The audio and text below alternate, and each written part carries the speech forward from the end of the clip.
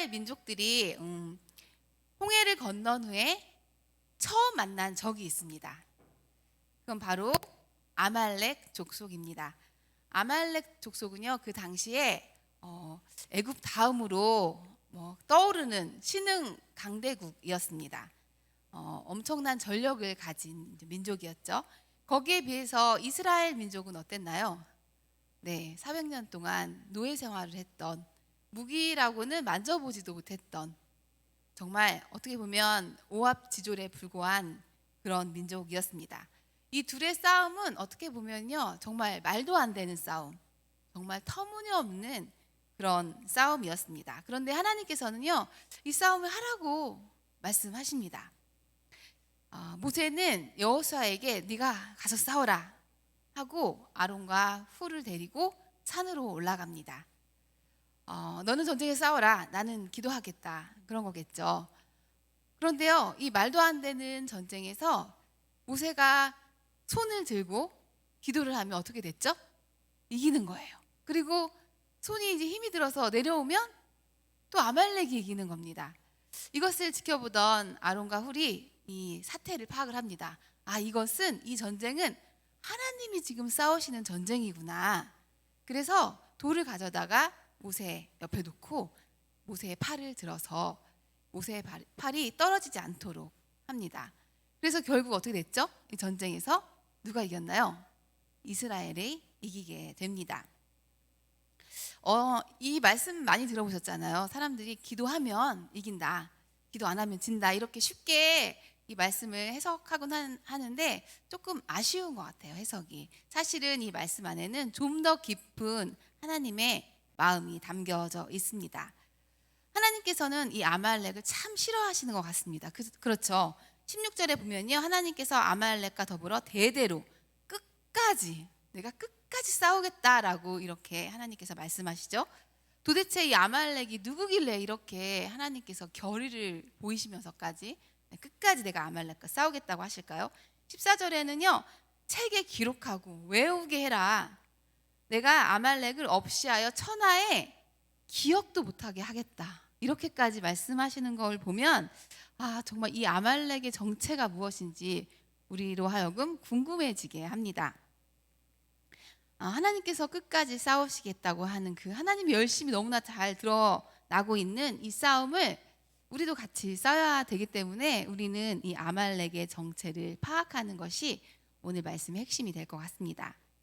아말렉이 출애굽한 이스라엘 사람들이 처음 만난 적이라고 했죠. 그렇다면 만약 이스라엘 민족들이 애굽에 만족하면서, 노예 생활에 만족하면서 애굽이 전부라고 생각하면서 살았더라면 이 아말렉을 만났을까요? 만나지 않았겠죠. 그렇다면 만나지 않았어도 되는 적, 만약 홍해를 건너지 않았다면 만나지 않았을 적이다 생각한다면 이 출애굽과 홍해의 그 진짜 의미를 좀 한번 생각해 보는 게 좋을 것 같아요. 이 출애굽과 홍해를 건넌 사건은 신약에서 구체적으로 어떤 의미를 가지고 있는지 우리에게 설명을 해줍니다. 고린도전서 10장 1절에서 2절을 볼까요? 네, 한번 읽어보겠습니다. 형제들아, 나는 너희가 알지 못하기를 원하지 아니하노니 우리 조상들이 다 구름 아래에 있고 바다 가운데로 지나며 모세에게 속하여 다 구름과 바다에서 세례를 받고, 세례를 받고라고 하면서 이 사건이 바로 우리 성도의 구원과 세례의 사건이라고 친절하게 신약에서 설명을 하고 있습니다. 아말렉은 이렇게 구원받은 성도인 여러분, 바로 영적 이스라엘인 우리가 구원을 받고 하나님의 백성이란 새로운 정체성을 갖게 되었을 때 처음 만나는 적, 그리고 아주 무시한 적을 의미합니다. 하나님께서는 그 적과 끝까지 싸우신다고 전쟁을 선포하고 계십니다. 믿음 계승 프로젝트라는 주제를 가지고 저희가 수요 성령 집회를 하고 있는데요. 왜 갑자기 아말렉 이야기를 할까 좀 의아해 하실 수도 있겠는데요. 자녀 양육이라는 거대한 소명 앞에서도 이 아말렉과의 싸움은 아주 중요한 키를 가지고 있기 때문에 우리가 이 아말렉의 정체를 살펴보면서 이 자녀 양육에 대해서 우리의 숙제들을 풀어가는 시간이 되었으면 좋겠습니다. 우리 모두는요, 좋은 부모가 되고 싶습니다. 좋은 엄마, 좋은 아빠가 되고 싶은 그 자녀를 향한 마음, 자녀에게 잘 전달이 되시나요? 네, 잘 되시는 것 같으세요? 우리 자녀들도 마찬가지일 것 같아요. 좋은 자녀가 되고 싶겠죠. 누가 막 나는 진짜 우리 엄마 아빠한테 못되게 굴 거야 이러면서 눈을 뜨는 아이들은 없지요, 그렇죠? 그런데 자녀의 마음 또한 우리 부모에게 잘 전달이 되나요? 잘 전달이 안 돼요. 이거는 비단 우리의 이야기뿐만 아니라 온 역사, 인류의 역사의 이야기이기도 합니다.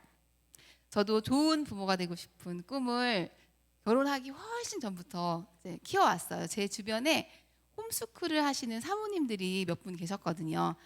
그 기독교적인 세계관으로 아이들을 하나님을 경외하는 아이들로 키우겠다는 그 결의 하나로 가정에서 학교도 보내지 않고 가정에서 아이들을 양육하고 공부를 시키고 하는 그 모습들이 저는 굉장히 되게 좋게 보였어요. 그리고 아이들 너무 예쁘게 키워가시는 모습 때문에 나도 결혼을 하면 홈스쿨을 해야겠다 이러는 결심을 했었죠. 결혼하기 전에. 그래서 홈스쿨을 하려면 아이를 한 5은 낳아야겠다.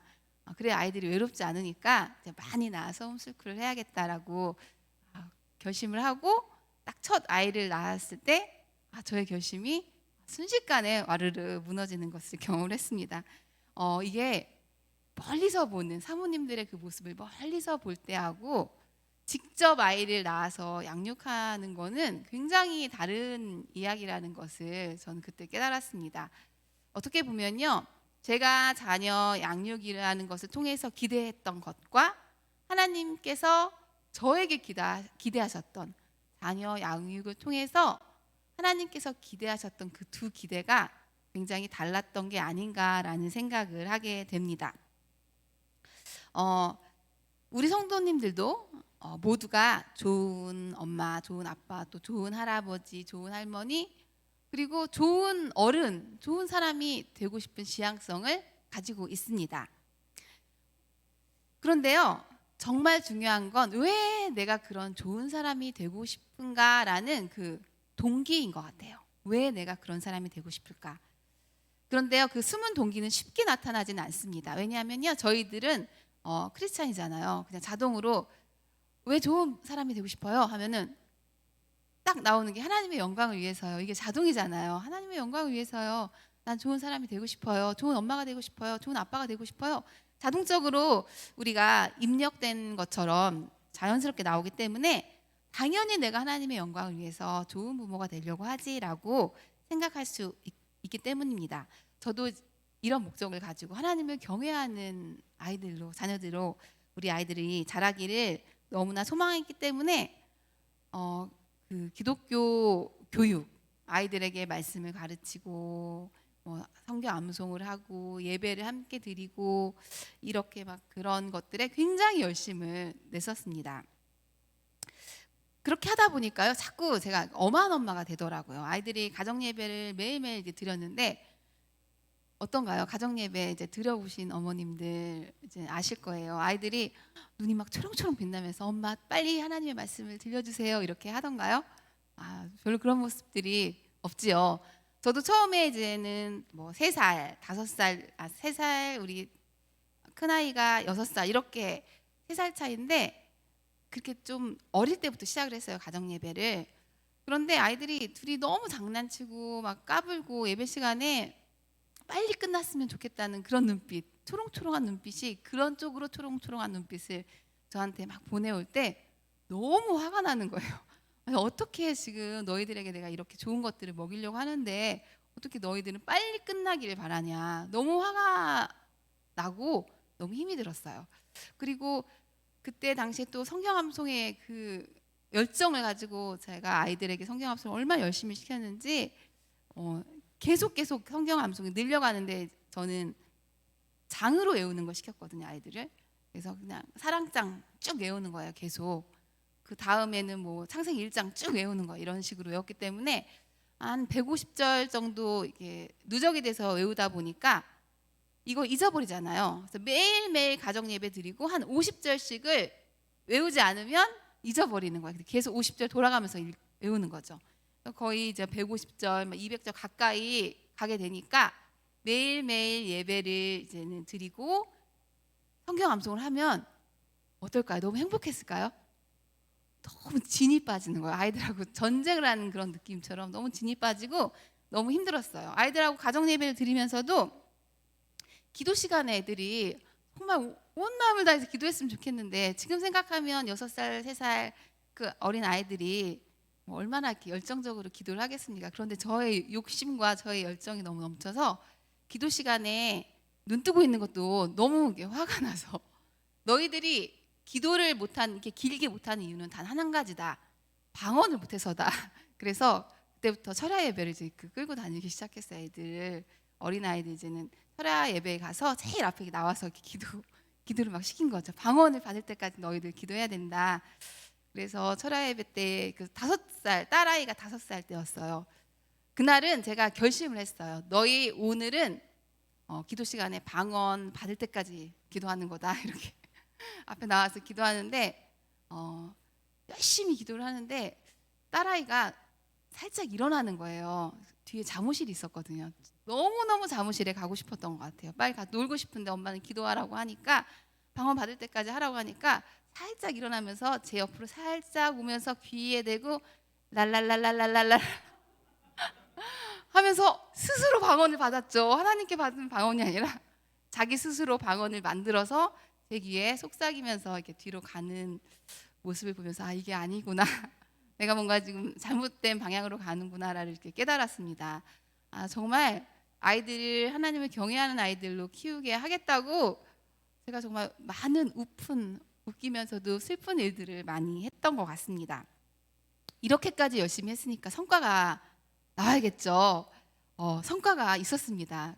그건 바로 학교에서 전화가 온 거예요. 아들 학교에서 전화가 왔어요. 2학년 때였는데요. 어머니 아이가 수업 시간에 집중을 너무 못합니다.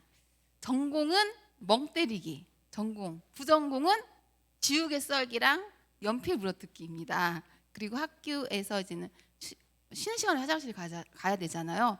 자꾸 수업 시간에 화장실 갔다 올게요 하고 나간대요. 안 들어온다는 거예요.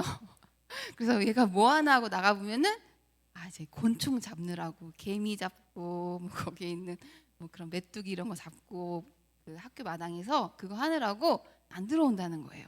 어머니 아무래도 얘가 좀 문제가 있는 것 같으니까 상담을 좀 받아보는 게 좋겠습니다. 이렇게 얘기하는데 제가 너무 충격을 받았어요. 우리 아들이 상담을 받아야 될 정도라고요?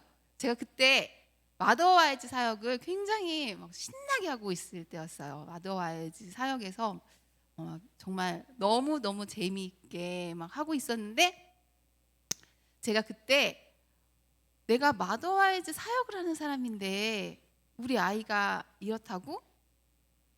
순간 제 안에 정말 숨겨져 있었던 좋은 부모가 되고 싶었던 그 동기가 딱 나오더라고요. 제가 첫 마디가 내가 마더와이즈 하는 사역자인데 진짜 창피하다 이런 말이 툭 튀어나왔어요. 근데 이 말에 제가 너무 충격을 받았어요.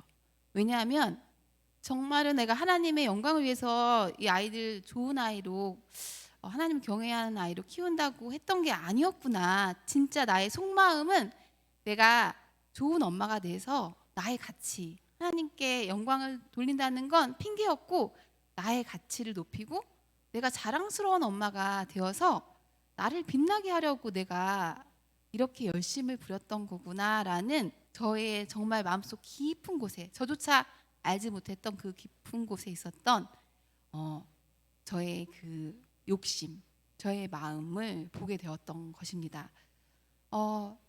많은 부모님들이 저와 같은 실수를 하고 있지 않은가 그런 생각이 들어요.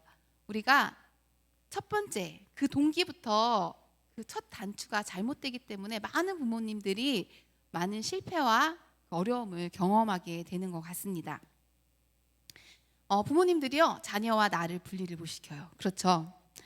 이 아이가 마치 나인 것처럼 나를 빛나게 해주고 나를 자랑스럽게 해주는 또 다른 어떤 존재가 되기를 바라는 우리 욕심이 참 많이 숨어 있는 것 같습니다. 그러다 보니까요, 조건 없는 사랑으로 아이들을 품어줄 때가 더 많을까요? 아니면 내가 원하는 아이로 만들어가기 위해서 통제하려고 할 때가 더 많을까요? 당연히 통제가 많아지겠죠. 그런데 정말 자녀가 내 걸까요? 아니죠. 우리는 정답을 압니다. 자녀는 하나님의 것입니다. 하나님께서 우리에게 맡기셨죠. 그래서요, 심지어 자식은 찰나와 같은 이 세상에서만 우리 자녀이지, 시간과 공간을 초월하는 그곳, 하나님의 나라에서는 우리 자녀들이 우리 자녀인가요? 아니죠. 동지일 뿐이에요. 우리의 지체일 뿐이에요. 멀리 잠깐 봐도 하나님의 것이고, 정말 멀리 봐도 우리의 동지요, 영원한 동반자라는 것을 우리는 놓치면 안 될 것입니다. 제가 그 사건 후로 한 20회에 걸친 상담을 받았어요. 이게 알고 보니까 부모 상담이더라고요. 아이 상담이 아니라 맨날 저만 혼나더라고요. 그런데 저는 그 시간 동안 굉장히 아프긴 했지만 귀한 시간이었습니다. 한 번은 상담하시는 그분이 저한테 이런 얘기를 하셨어요. 자녀가 이렇게 행동할 때 어머니 기분이 어떠세요? 화나세요? 이렇게 물어보시더라고요. 그래서 화까지는 아니고 짜증이 나요. 그랬더니 짜증은 그게 화예요. 이렇게 짜증과 화는 같은 말이에요. 이렇게 말씀하시면서, 그런데 왜 화가 나세요? 어머니 마음대로 안 돼서 화가 나세요? 이렇게 하시면서, 그런데 왜 어머니 마음대로 돼야 돼요? 이렇게 딱 물어보시는데요. 제가 그 순간 정말 망치로 한 대를 탁 맞는 것 같은 기분이 들었어요. 왜 내 마음대로 돼야 되지? 하나님의 뜻대로 되면 된다고 그렇게 설교를 하면서도 왜 나는 이 아이가 내 마음대로 되지 않는다고 화를 내고 짜증을 내고 있지? 난 여전히 나를 사랑하고, 난 여전히 내가 왕이고 내가 하나님이고 내 마음대로 하고 싶어하는, 난 진짜 괴물이구나, 이런 생각이 드는 거예요. 그때 너무너무 저한테는 큰 충격이었습니다.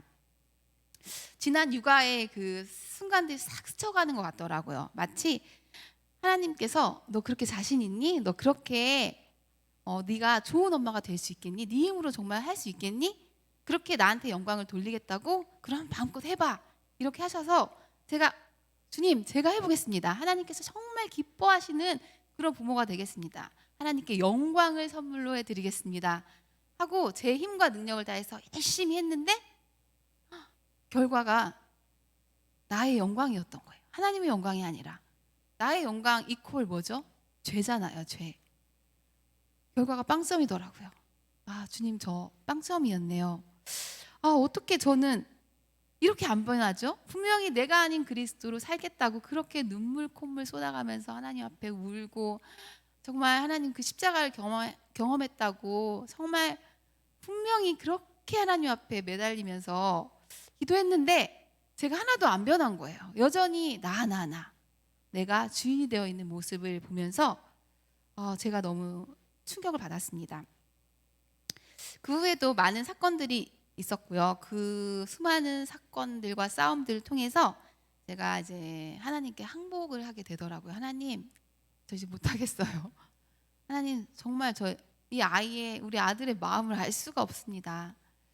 정말 저 자신 없습니다 하면서 제가 얼마나 울었는지 몰라요. 하나님 앞에 정말 자신 없어요, 주님. 저 못하겠어요 하면서 펑펑 우는데, 그 순간 이상하게 저의 어깨에 있었던 엄청난 무게가 이렇게 딱 그 짐이 떨어져 나가는 것처럼 그 마음속에 자유함이 막 몰려오더라고요.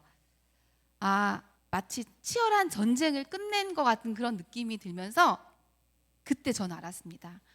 나는 지금 내가 우리 아이와 지금 싸우고 있다고 생각했는데 우리 하나님도 저와 한편이 돼서 연합군이 되어서 우리 자녀의 문제와 함께 지금 치열하게 싸우고 계시다고 생각했는데 그게 아니었던 거예요. 하나님은 우리 아이와 싸운 게 아니라 저랑 싸우고 계셨던 것을 저는 그 순간 깨달았습니다.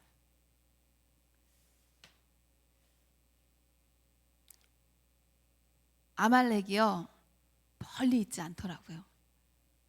나와 너무나 상관이 없는 어떤 악한 존재가 아말렉이 아니더라고요. 저는 그 순간 나의 옛자가 바로 아말렉이라는 것을 깨닫게 되었습니다. 우리 성도님들 구원받고 새 사람이 되면 한순간에 짠 하고 정말 멋진 사람이 되고 좋은 사람이 되고 정말 사랑스러운 아내, 멋진 남편, 좋은 부모가 되면 정말 좋겠죠. 그런데 그렇게 되던가요? 한순간에? 아닙니다. 물론 우리의 정체성은 하나님의 존귀한 자녀라는 아름다운 존재가 되었지만 우리의 옛자는요, 우리의 그 뒷덜미를 끌어당기면서 그렇게 호락호락하게 우리를 놓아주려고 하지 않습니다. 익숙함이라는 최고의 무기를 가지고 있거든요. 하던 대로 해, 네가 통제하던 대로 해, 네 맘대로 해야 속이 시원하지. 익숙하게 명령하고 익숙하게 소리 지르고 익숙하게 짜증내고 다들 그렇게 하니까 너도 그렇게 해라고 우리에게 달콤한 말로 속삭입니다. 익숙한 옛자가 바로 아말렉의 정체였던 것입니다. 우리 성도 여러분들도 어떠세요? 배운 대로 하세요? 아니면 익숙한 대로 하세요? 우리가요, 익숙한 대로 해요. 그러면 여러분은 예수 그리스도의 그 자녀라는, 그 하나님의 자녀라는 새로운 정체성, 그 정체성을 가지고 내가 아닌 그리스도로 사세요? 아니면 여전히 내가 원하는 대로 하는 그 익숙함대로 사시나요? 우리는 참 익숙함대로 살아갈 때가 많은 것 같습니다.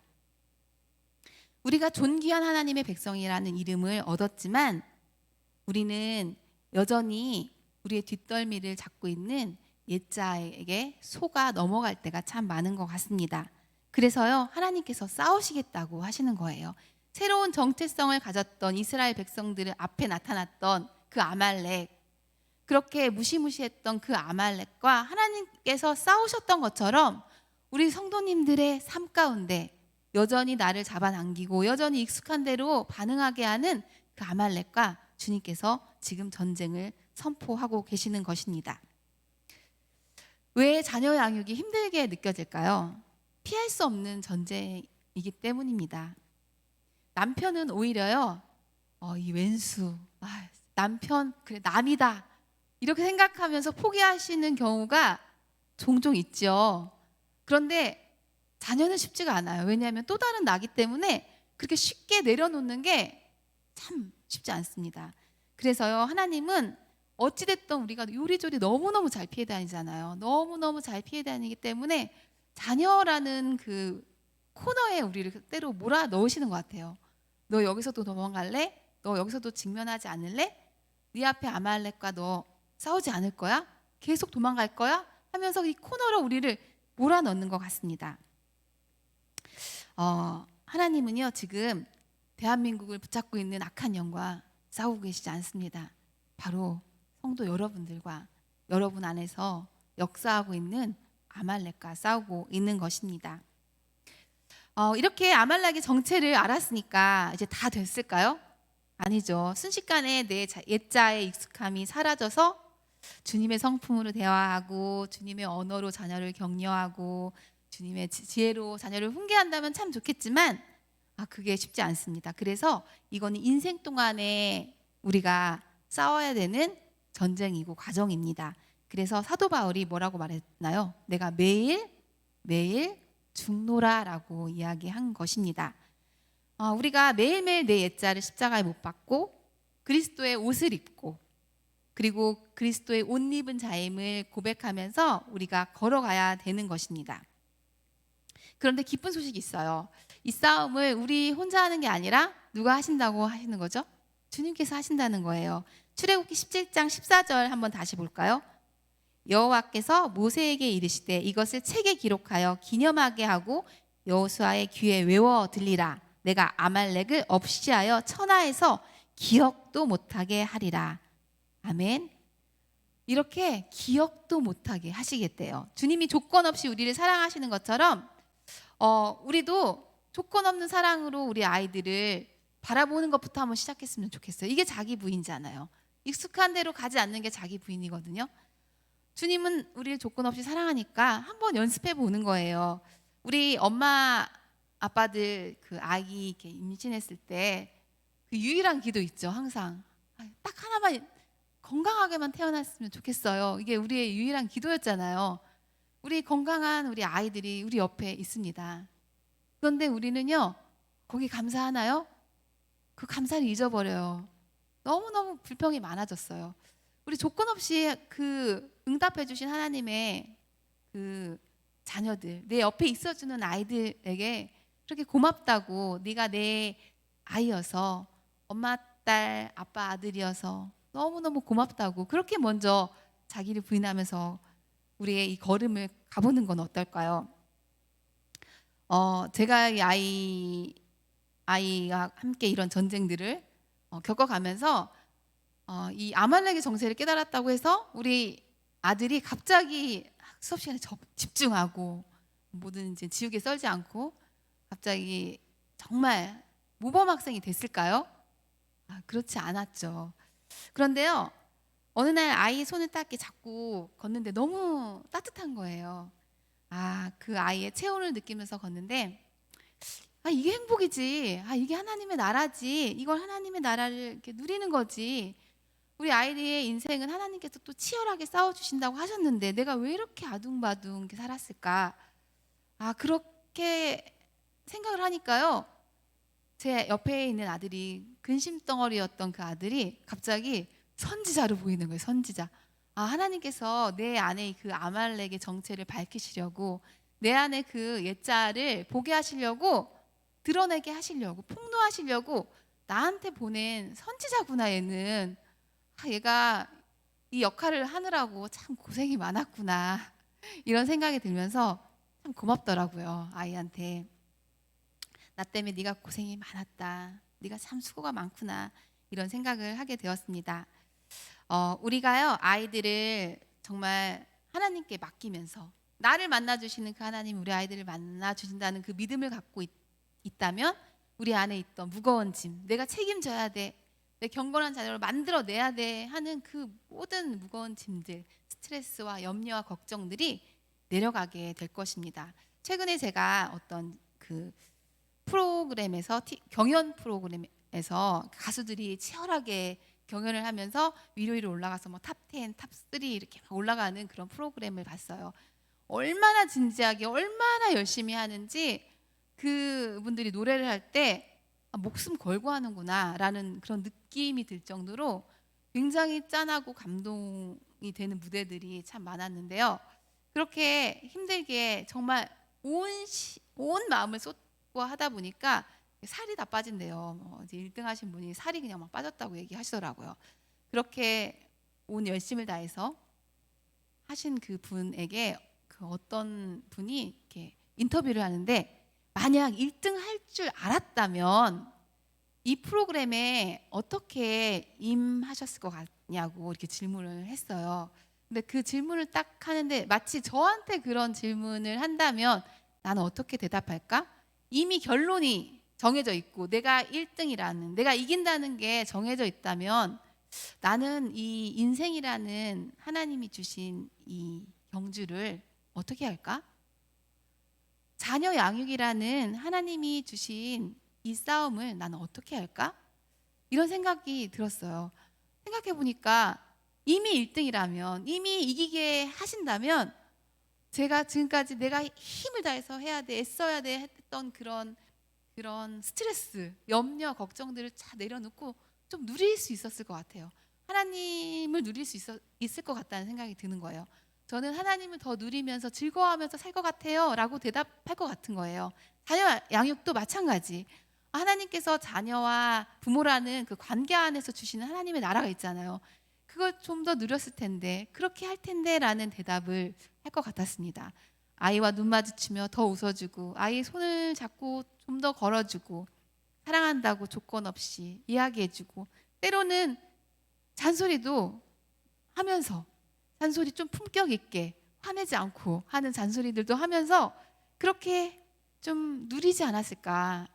그런데 여러분, 하나님께서 지금 우리에게 뭐라고 말씀하시나요? 이미 너희는 이겼다라고 얘기해요. 예수 그리스도의 그 승리, 이 세상을 이기신 그 승리를 성도인 우리에게 주셨다고 성경은 분명히 써 있습니다. 그렇다면 우리는 이미 이긴 전쟁을 지금 다시 하고 있는 거예요. 걱정과 근심은 좀 내려놨으면 좋겠습니다. 그리고 조금 더 누렸으면 좋겠어요. 자녀라는 그 너무나 아름다운 그 축복의 선물을 좀 누리는 우리 부모님들이 되었으면 좋겠습니다. 자녀가 어린 이제 부모님들은 지금 많이 안아주세요. 많이 손도 잡아주시고 사랑한다는 말도 많이 해주세요. 제 이제는 아들이 사춘기잖아요. 이제 중학교 2학년인데 예전엔 그렇게 엄마 손을 잡고 걷더니 요즘은 달라졌습니다. 제 손을 잡지 않습니다. 제가 비가 오는 하굣길에 학교 그 건물 앞까지 나갔어요. 그래서 우산 하나만 가지고 그래서 우산을 이렇게 씌워주면서 같이 내려오면서 이게 기회더라고요. 기회다. 우리 아이와 이렇게 가까이 걷는 오랜만에 가까이 걷는 기회다 하면서 살짝 비가 오니까 이렇게 팔짱을 살짝 꼈어요. 그랬더니요 우리 아들이 바로 우산을 버렸습니다. 우산도 버리고 저도 버리고 비를 선택하더라고요. 쏟아지는 비를 맞고 가더라고요. 이런 날이 곧 옵니다. 우리 어머님들 어린 아이를 가진 우리 어머님들 누리십시오. 그 손은 못 잡을 때가 옵니다. 그리고 사춘기 아니라고 해서 잔소리하는 걸 포기하시면 안 돼요. 얼마나 이 잔소리는 우리 아이들 결혼하면 이제 못합니다. 지금 누리셔야 돼요. 품격 있게 화내지 않고 잔소리하게. 아이들이 막 씻기 싫어서 안 씻어 막 이러면요 씻기 싫구나 그래도 씻어 이러시고 그래 조금 있다 봤더니 또 안 씻었어요. 피곤해 짜증을 내면 피곤하구나 그래도 씻어 이렇게 얘기하시고 그래도 안 씻어요. 그리고 내가 알아서 해 이러죠. 요즘 알아서 하고 싶구나 그래도 씻고 자야 돼 이렇게 계속 품격 있는 잔소리를 하십시오. 나중에 못할 때가 옵니다. 이렇게 뭐 아이들에게 성경 읽게 하는 거 경건의 훈련들도 지금 하셔야 돼요. 하지만 먼저 부모님들이 삶으로 보여주십시오. 우리 아이들은 어머니 아버지의 그 뒷모습을 보고 자란다고 하죠. 부모님들이 하나님을 하나도 안 즐거워하는데 우리 아이들에게 너 하나님을 즐거워해라 성경 읽어라 기도해라 한다고 해서 아이들이 읽고 하나님을 그렇게 막 만날 수 있겠어요? 우리 부모님들이 하나님을 경외하는 모습들을 먼저 보여주셔야 합니다. 그렇게 하면서 우리가 천국을 누려야 되는 거예요. 하나님의 나라를 누려야 되는 것입니다. 그런데요, 우리는 이걸 하려면 익숙함하고 싸워야 돼요. 우리가 워낙 성과주의에 익숙해져 있잖아요. 아이가 뭔가 잘하면 잘했어 이게 나오는데 우리 아이가 딱 보니까 객관적으로 봐도 주관적으로 봐도 별로 잘하지 않았는데 칭찬하는 게 쉽지 않잖아요. 그런데 조건 없는 칭찬은 할 수 있어요. 그것들을 하셔야 돼요. 아이가 뭐 1등을 못했어, 성적이 떨어졌다 하더라도 엄마는 네가 그냥 이번 시험에 열심히 노력하는 모습 보니까 정말 자랑스럽더라. 너무 고맙다. 이렇게 얘기해 주시고 만약 공부도 너무 안 해요. 공부도 너무 안 하면 엄마가 보니까 엄마는 네가 막 성적이 팍팍팍 올라가고 그러는 거 원하는 게 아니야. 그런데 성실하게 열심히는 했으면 좋겠어. 왜냐하면 성실하게 열심히 했던 그 힘으로 그 기억으로 또 살아가게 되더라. 하나님은 그런 과정을 굉장히 중요시 여기시더라. 그 과정을 통해서 일하시더라. 이렇게 아이들을 얘기해 주시고 그래서 엄마 널 응원해. 엄마는 너를 위해서 기도하고 있어. 힘을 주셔야 되는 거죠. 유난히 자녀가 분통 터지게 할 때도 물론 있어요. 그렇죠? 그럴 때는 하나님도 나를 이렇게 참아주셨는데 나는 이 아이를 못 참고 있구나. 정말 나는 왜 이렇게 안 변하지? 이러면서 이 아이가 또 선지자였네. 나한테 이런 옛자를 밝혀주는 선지자였구나. 고맙다. 너 때문에 배운다. 또 이렇게 아이에게 감사의 마음을 전할 수가 있는 것입니다. 많은 분들이 그럼 전도사님은 잘하고 계세요? 이렇게 물어봐요. 그러면 저도 잘 못합니다.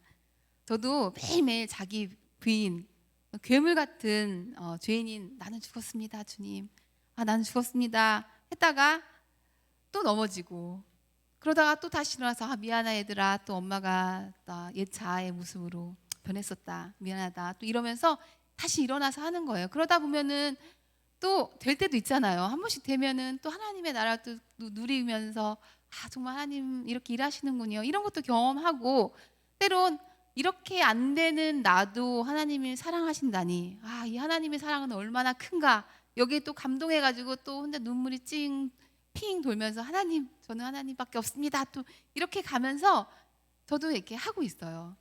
우리 모든 성도가 그렇게 한 걸음씩 한 걸음씩 걸어가는 게 아닐까 싶습니다.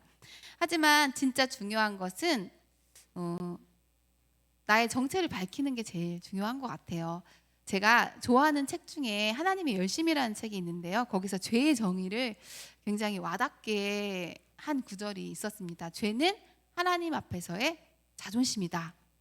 이런 정의였어요. 하나님 앞에서의 자존심. 생각해 보니까요, 많은 분들이 내가 이렇게 열심히 사는데, 이렇게 열심히 헌신하는데 왜 자꾸 나한테 죄인이라고 하세요? 내가 아이를 위해서 하는 희생들, 헌신들, 이거 더 잘하고 있는 거 아니에요? 이런 질문들을 할 것 같아요. 하나님 앞에서, 하나님, 나 칭찬해 주셔야지 왜 자꾸 저한테 교회만 오면 죄인이라고 하십니까? 이런 질문들을 할 수 있을 것 같아요. 그런데요, 이렇게 열심히 사시는 부모님들을 뭐라고 하는 게 아니라 저도 응원합니다. 그런데 죄는 차원이 다른 문제예요. 왜 그렇게 하느냐죠. 무엇을 위해서? 정말 하나님의 영광을 위해서? 아니면 너의 가치를 위해서? 주님은 그걸 계속 물으시는 거예요.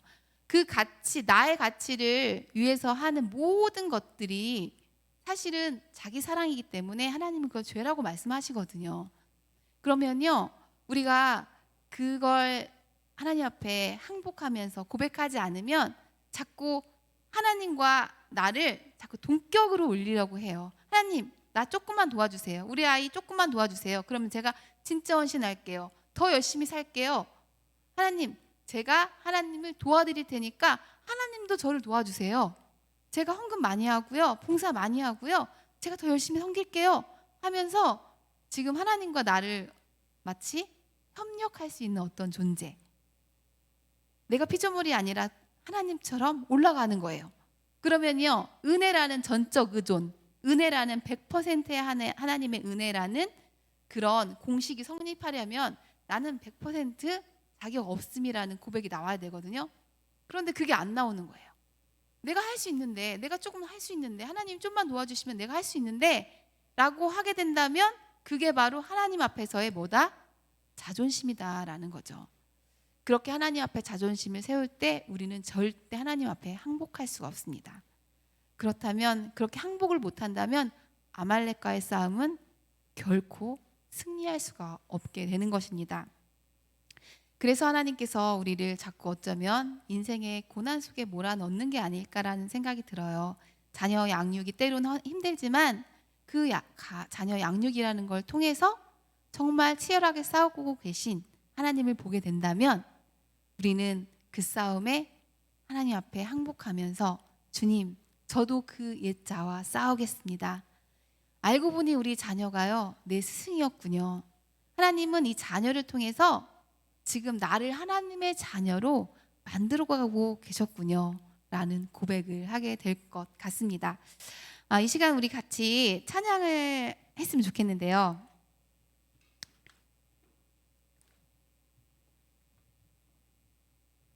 네, 광야를 지나며라는 찬양인데요.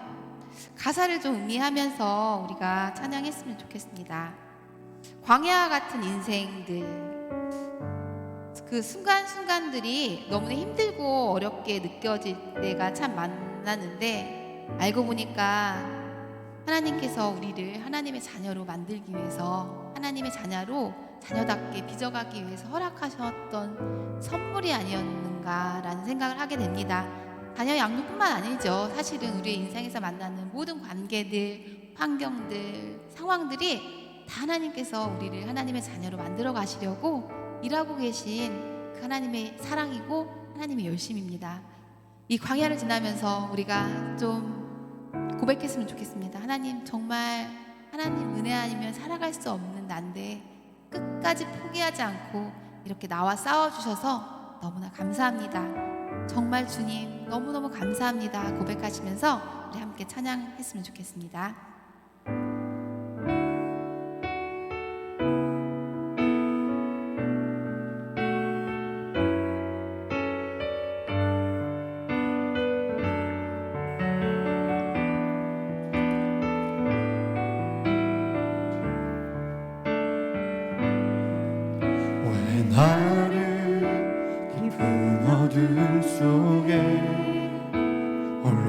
어두시는지 어두운 마음은 왜 그리 길었는지 나를 고독하게 나를 낮아지게 세상 어디도 기댈 곳이 없게 하셨네.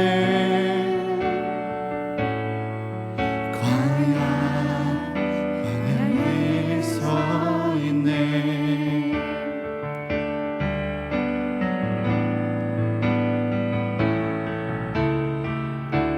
주님만 내 도움이 되시고 주님만 내 빛이 되시는 주님만 내 친구 되시는 광야. 주님 손 놓고는 단 하루도 살 수 없는 곳 광야. 광야에 서 있네.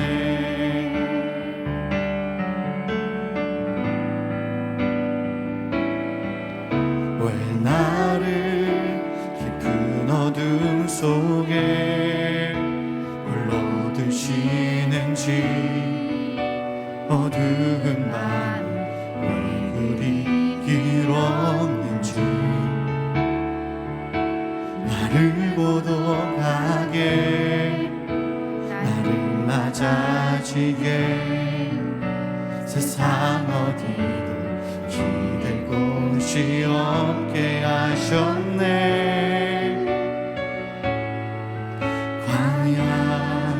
광야에 서 있네.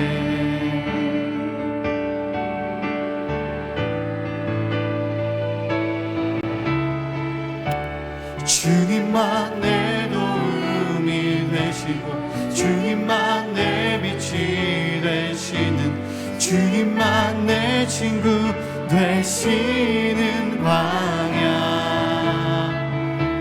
주님 손 놓고는 단 하루도 살 수 없는 곳 광야. 광야.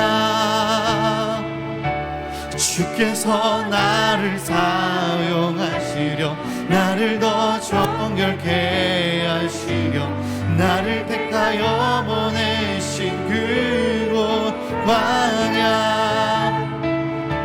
성령이 내 영을 다시 태어나게 하는 곳 광야. 광야에 서 있네. 이 시간 같이 기도했으면 좋겠습니다.